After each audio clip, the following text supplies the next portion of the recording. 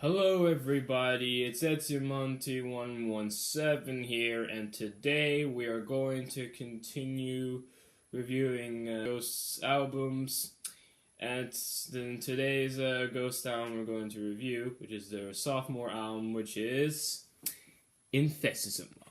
Ghost's debut album, Opus Eponymous, was a surprise success, as in many critics loved it, and many of the masses loved it. And it also helped bring occult 70s metal that was once underground to the mainstream. So then, because of the success of the first album, the band decided to release their second album, which was titled Infestissumam, which sounds pretty bizarre, but the band is usually known for making weird sounding names for albums anyway. And with this album, it was not going to be necessarily a metal album as such, just like the first album was. It was going to be focused more on experimentation, and most of the songs were going to be more poppy. And many people did not like that direction at all. But did I like the direction Infestissumam went? Sure.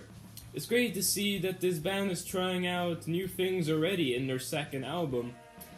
But do I like the album? No, not really. Now keep in mind, this album isn't bad by any means. There's some killer tracks on it. Some are even better than some of the highlights from the last album. But when this album really does suck, it really sucks. So let's first talk about the production of the album. I can tell you that one thing this album did right was the production. The production on the last album, while pretty good, was really muddy at times, and they were definitely trying to nail for that 70s aesthetic, but even some 70s albums that they were trying to inspire had better sound design. With this album, everything sounds a lot more clear, and I could hear all the instruments, and the vocals were also a lot more upfront than it was on the last album. But even with that said, there is some parts where the production can really get out of hand. A good example is in the opening track, like the real opening track, not the title track, but the track the actual real opening track, which is with Spera and Barry. The track itself is really good. I'll tell you why in a bit. But the intro to this song it's just way too loud, and everything sounds compressed and just in that one bit in the intro, which is really annoying because the rest of the album doesn't sound as compressed as the intro to Spera and Barry does. And also that since it is a lot, and also I can definitely say the production here is a lot softer, and most of the guitars here don't really get to show off as much as they did on the last album, and that could really turn off a lot of people. And even I got a bit turned off by the amount of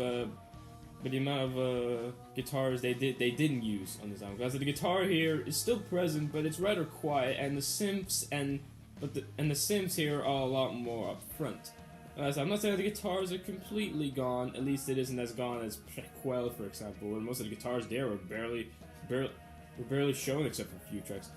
But still, the guitars here are rather quiet, and they don't really, like I said before, they're not as upfront as it used to be on the last album. Then we get to the vocal department, and the vocals on the last album I didn't really think were like that special. They were just kind of most of the vocals there were just kind of just basic vocals, and the guy was just doing what he was supposed to do, just sing the lyrics and just sing.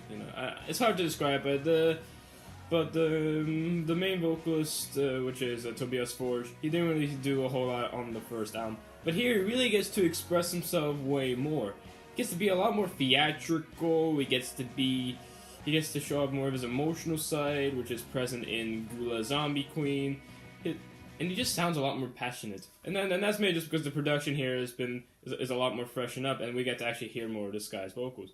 This guy doesn't. I mean, the one thing I can say is that this guy's vocals aren't as memorable as it was in the last album. As when this guy could really show off some great hooks on the first album, they were really great hooks. But on this album, some of the hooks on here aren't really that special, and with the exception of a few tracks, they don't really grab me or make me want to sing. Like that's the thing. His vocals here are a whole lot better. He's got more range, and he sounds a lot more passionate and less bored.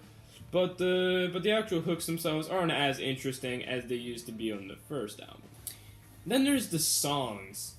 Most of the songs on here range from being really good to being really, really weak. Let's get to the good songs first. The opener, Parasperad and Fairy, is a really catchy opener and definitely a lot better than the opener on the last album. Except for that intro, which is annoying. I really like the vocals here. There's some catchy riffs. I think the chorus is absolutely infectious. It's just a great opener.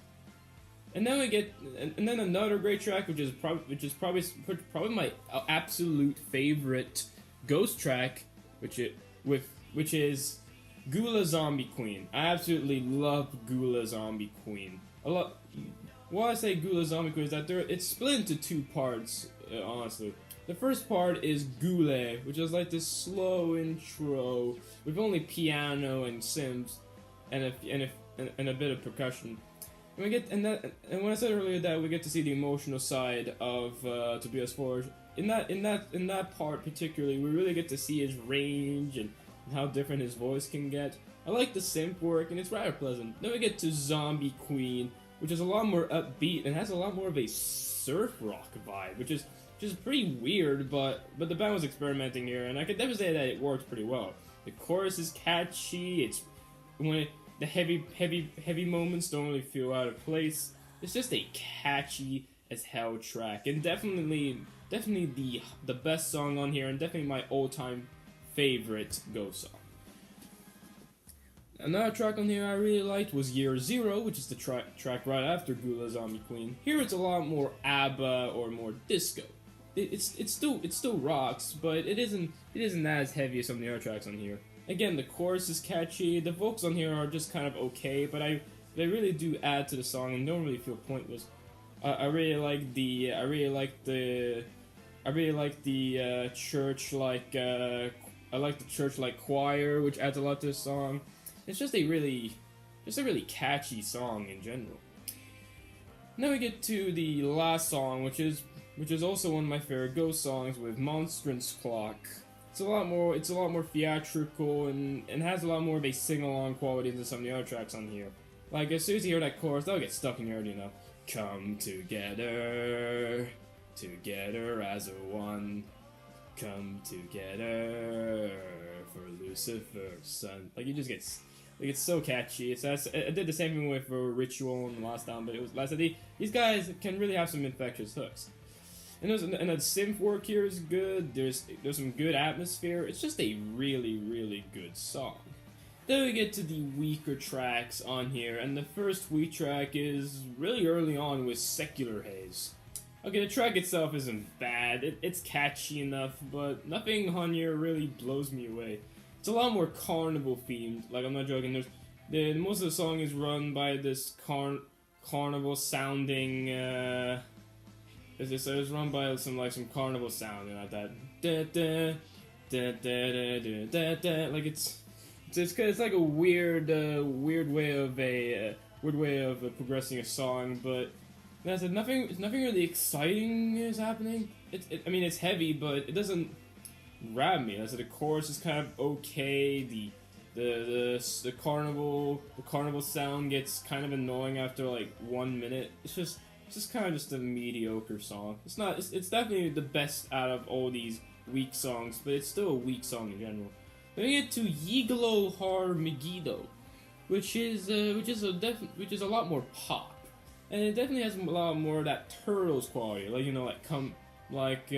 So Happy Together. It's a bit distracting, and the song itself is just kind of boring again. It's a lot more upbeat, but most of the hooks on here are just kind of absent, and I don't really find myself coming back to the song often. Then we get to probably the weakest track with Idolatrine, which is just another boring song. The riffs aren't interesting, the vocals sound pretty dull, and I just don't really find myself getting myself invested. I don't have a whole lot to say about this track. It's just boring. Then we get to the last weak track, which is with Depths of Satan's Eyes. It's okay for the most part. It is pretty weak, but I've heard worse.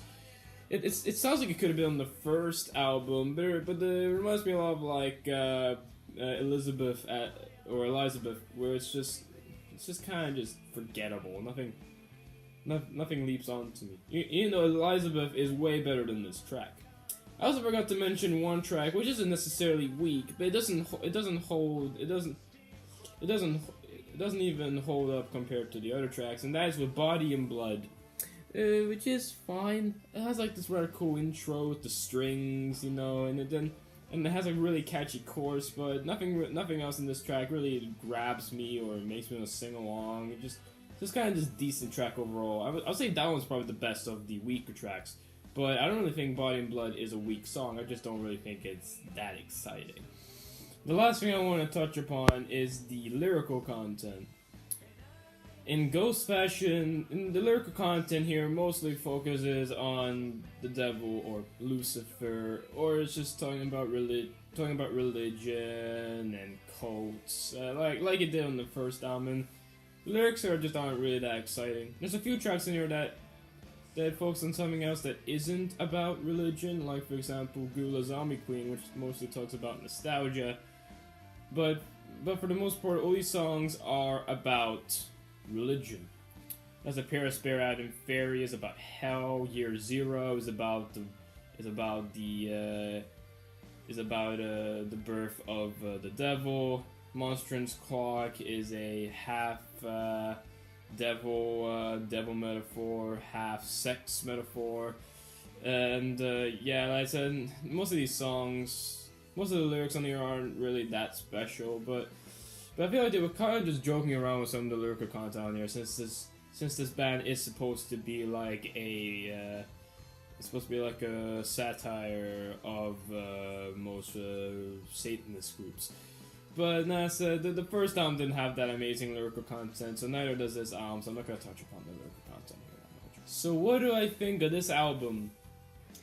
Well, it's not a bad album, and it is definitely a logical step in the band's discography, but the first album I was constantly engaged all the way through. Even though the songwriting on the first album was rather repetitive, the songs were definitely enjoyable, and I didn't find myself skipping anything. But in this album, there's a lot of songs that are just boring and lack any memorable hooks, and while they are great songs on there, like Gula Zombie Queen, Year Zero, and Monstrance Clock, the songs on here just kind of lack something. It lacks that oomph factor, and the vocals here, while a lot stronger than the last album, just doesn't have enough power to support some of these hooks. Like, even though the vocals are a lot better, the hooks on here aren't strong enough to make the vocals that interesting, if you know what I mean. The playing on here for the most part is good, and the album itself does deliver, like I said earlier, but I don't really find myself coming back to this album often. It's definitely the weakest album in their discography. So yeah, that's the video, and I hope you guys have a great day onwards, and yeah, thanks for me.